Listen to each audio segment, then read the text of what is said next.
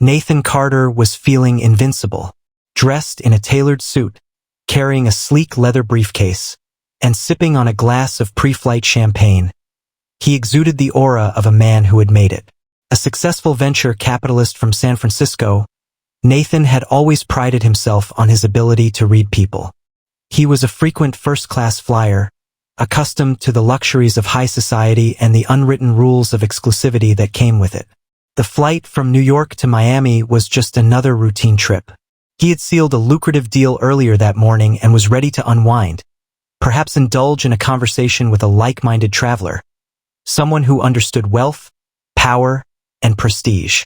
What he was not prepared for, however, was the middle-aged woman seated next to him in first class. She had blonde hair pulled back into a tight bun, a modest yet professional outfit, and an air of quiet confidence. She wasn't draped in designer brands or flaunting expensive jewelry. In Nathan's eyes, she seemed out of place. Curious and slightly amused, he decided to engage her in small talk. "Flying for business or pleasure?" he asked, his tone polite but laced with an undertone of condescension. She smiled faintly. "A bit of both, I suppose." Her answer was vague, and that only piqued Nathan's curiosity further.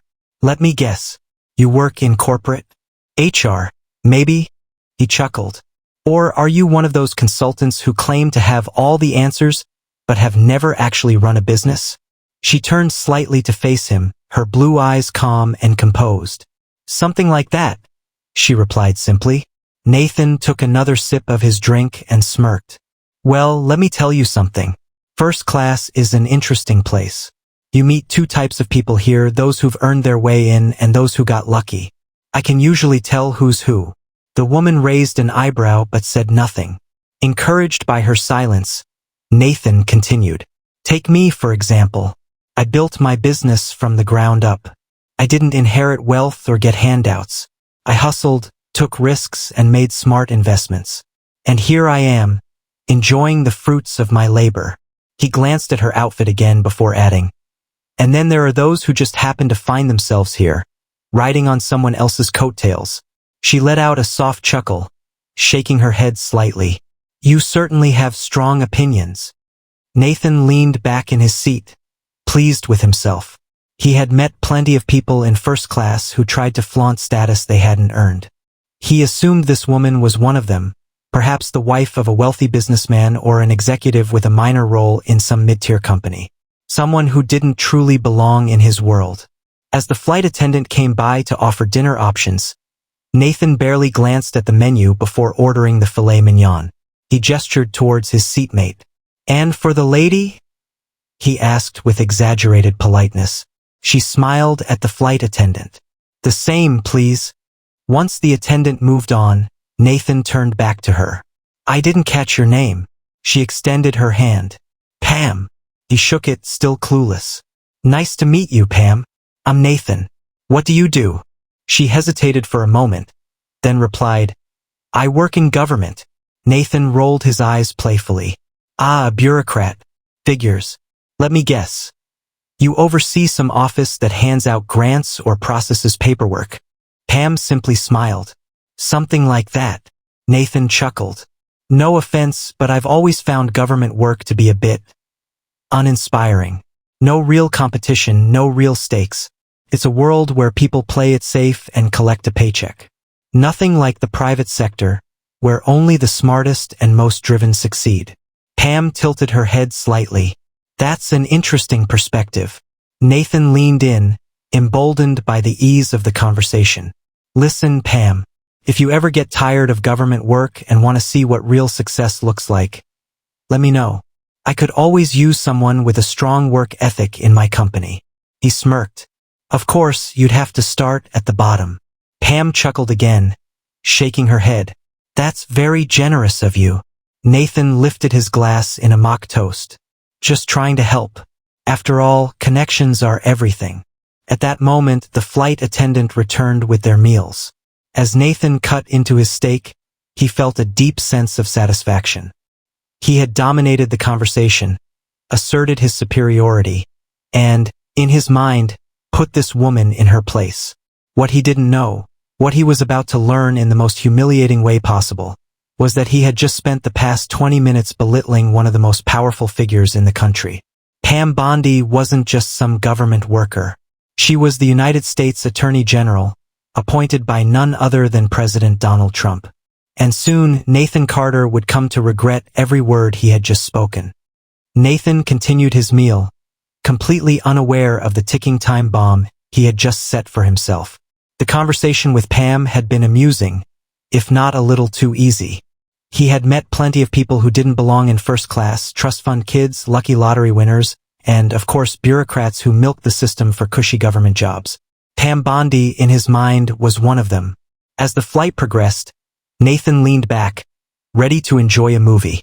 But before he could put on his noise-canceling headphones, a familiar voice interrupted him from across the aisle. "Madam Attorney General, pleasure seeing you here." A sharply dressed man in his late 50s greeted Pam warmly as he passed by her seat. Nathan froze, his fork hovering midair. "Attorney General?" His head whipped to the side, eyes wide.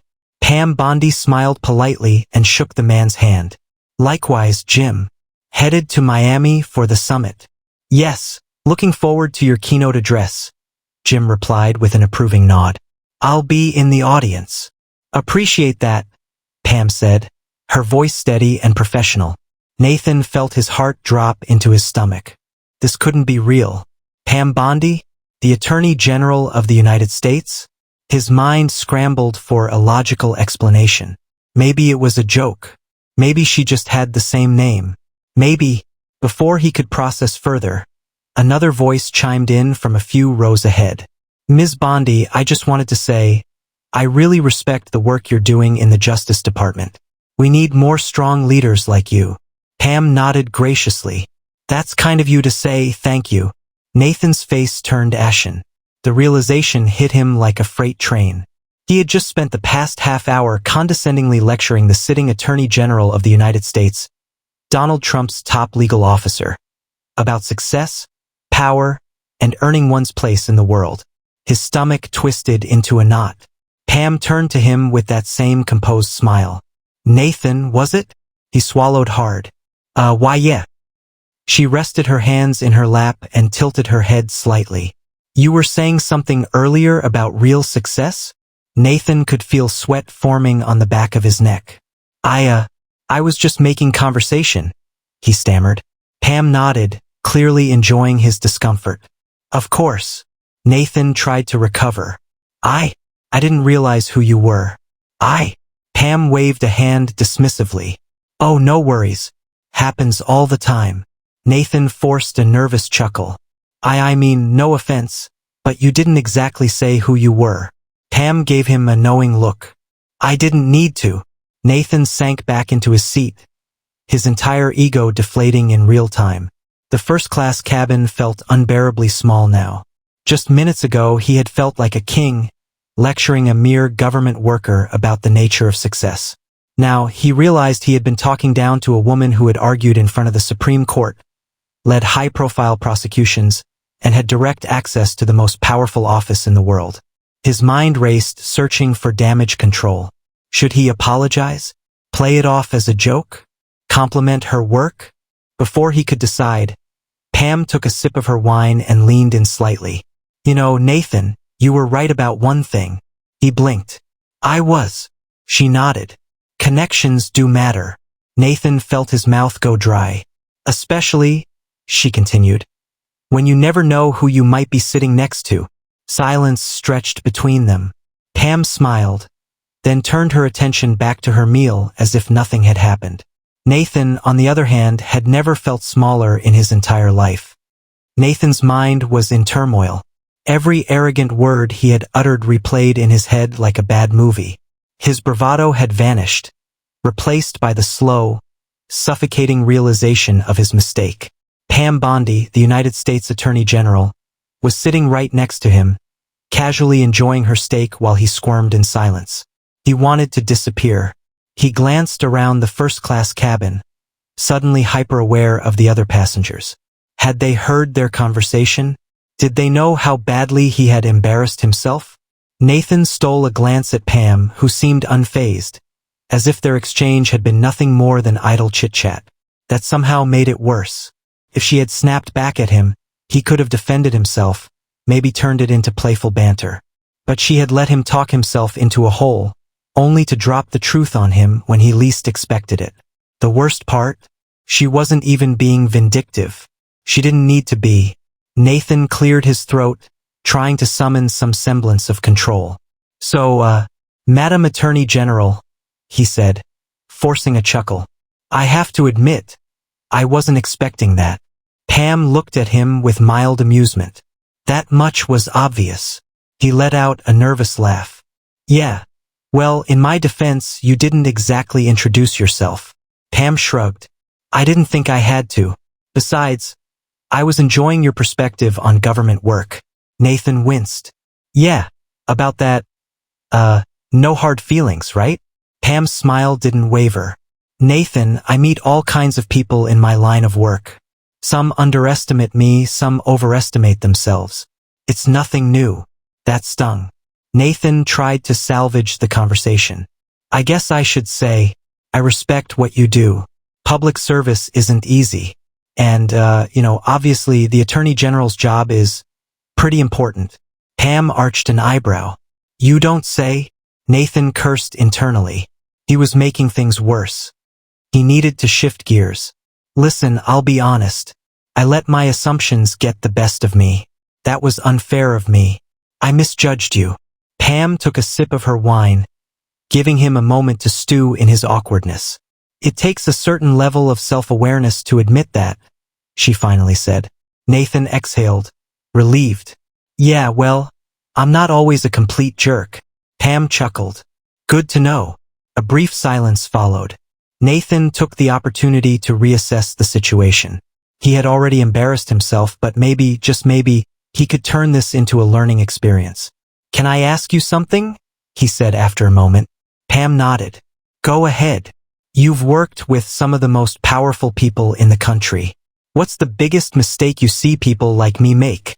Pam studied him for a second, as if deciding whether to take the question seriously. Then, she set her glass down and spoke. People like you? She repeated. Ambitious? Successful? Confident? Nathan nodded. She leaned back in her seat. The biggest mistake? Assuming that intelligence and success are the same thing. Nathan frowned. What do you mean? Smart people, Pam said, often assume they're successful because they're smarter than everyone else.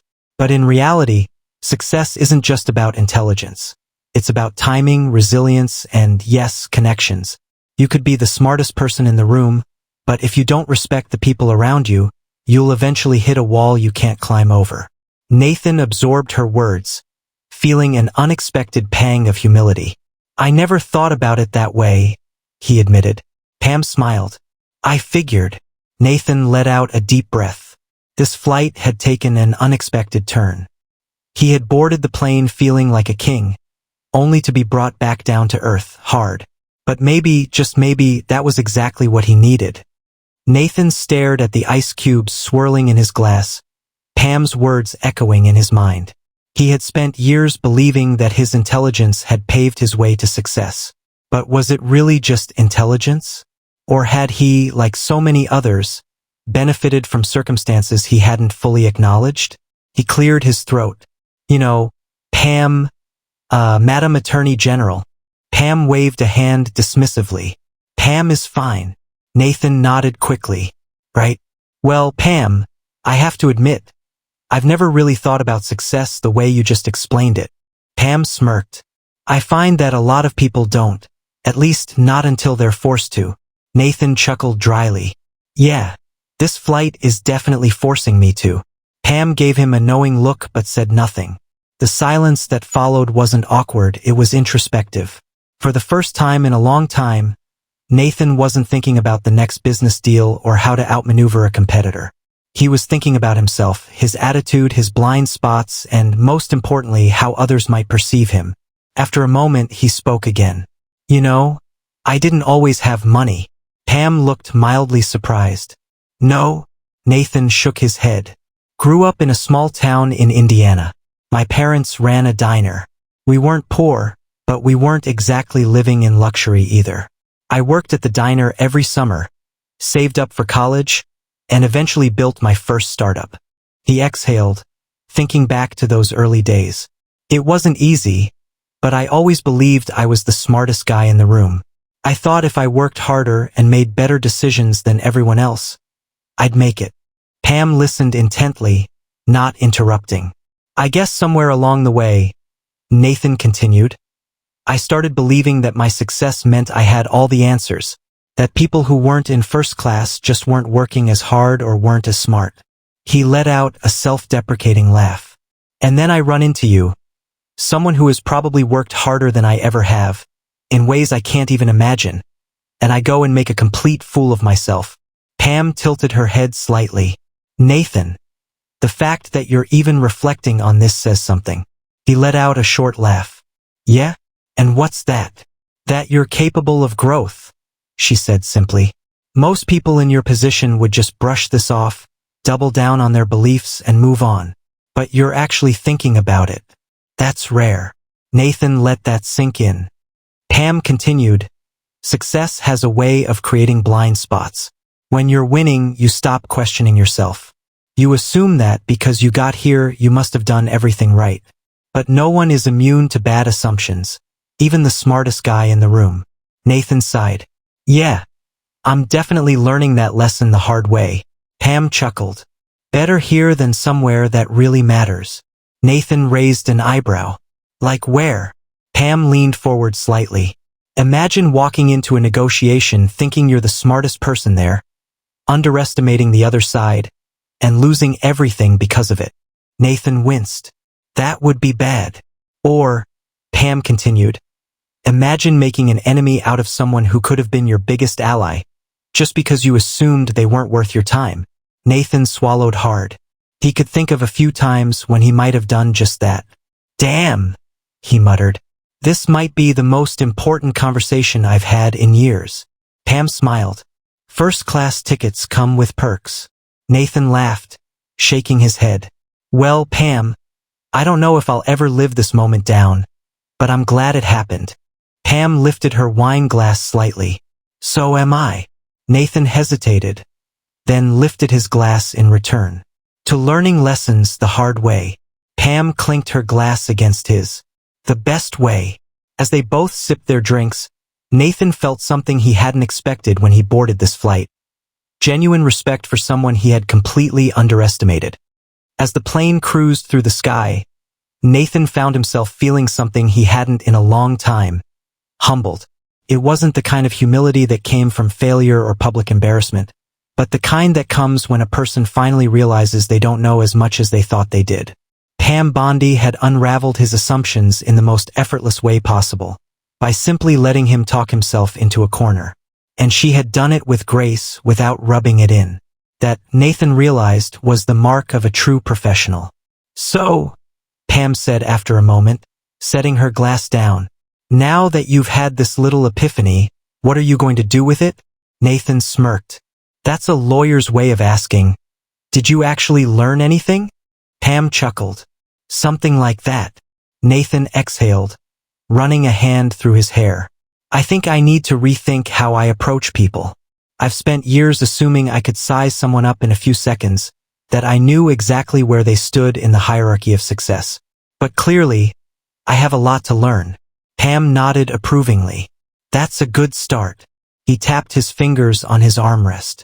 You know, in business, I've always been taught to be ruthless, to go after what I want without hesitation. But you have power too, just a different kind.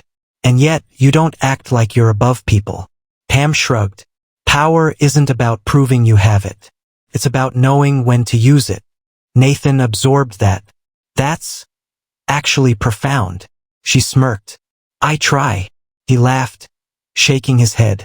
You really got me, didn't you? Pam raised an eyebrow. I didn't get you, Nathan. You got yourself. I just watched. Nathan chuckled. Fair enough. For the first time in years, he felt like he wasn't the smartest person in the room, or in this case, on the plane. And he was okay with that. As the flight attendants began preparing for landing, Nathan took a deep breath. Pam, I have a feeling this conversation is going to stick with me for a long time. Pam smiled. I hope it does. He hesitated, then extended a hand. No hard feelings? Pam took it without hesitation. None at all. Nathan grinned. Well, if I ever need a good lawyer, I know who to call. Pam smirked. Just don't expect a discount. They both laughed. As the plane touched down and the passengers began gathering their things, Nathan couldn't help but feel like he was walking off that plane as a different man than when he had boarded. He had come on thinking he owned the world, but he was leaving with something far more valuable. A lesson in humility, respect, and the understanding that true power didn't always announce itself. Sometimes it just sat next to you in first class, sipping wine, and waiting for you to figure it out.